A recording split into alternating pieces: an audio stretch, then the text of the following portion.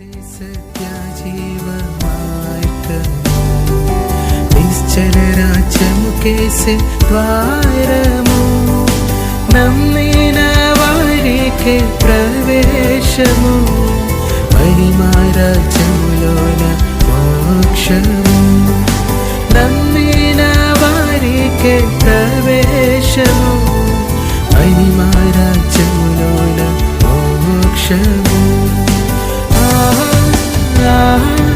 అది ఎంత రమ్యము, ఆ రాజ్యములో అంత పరిపూర్ణము.